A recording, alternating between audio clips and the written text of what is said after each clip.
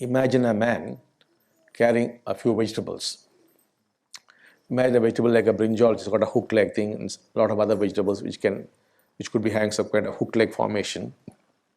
Then he's hooking one to the other, or maybe tying up one part of the vegetable to the hooks onto the other part of the vegetable, and finally carrying them all like that. Another observer who's watching this might think he's carrying all these vegetables in an invisible bag, because he presumes there must be a bag to carry. Otherwise, how could a man be carrying all these things? But in fact, there's no bag. He's simply hooked on one to the other and is carrying them. Similarly, what is there is only a personality.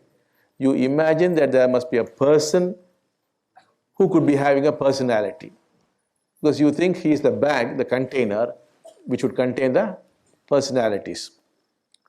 Like the famous example of the Buddha is there, where the water is just flowing. It's just flowing water. You can say water flowing.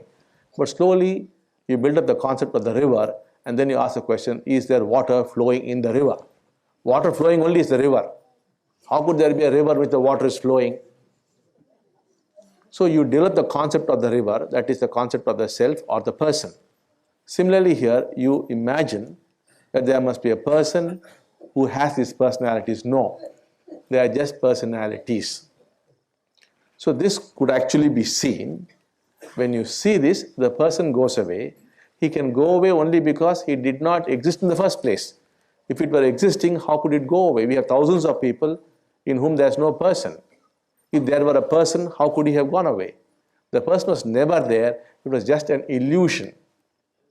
Like this man is imagining there's a bag in which he is carrying the vegetables, but there's no bag there.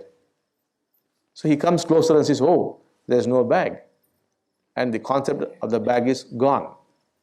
Similarly, if you can clearly see, if you go deep inside, you will see personalities arise and cease. Not in a person. They arise in emptiness, they cease into emptiness. There's no container. There's no person. That's when you see the person is gone. Once he is completely gone, he will never ever come back. He is going away, he is liberation, he is enlightenment, he is love, he is joy, he is happiness, he is meditation. Call it what you want. All the great things you can be applying to it.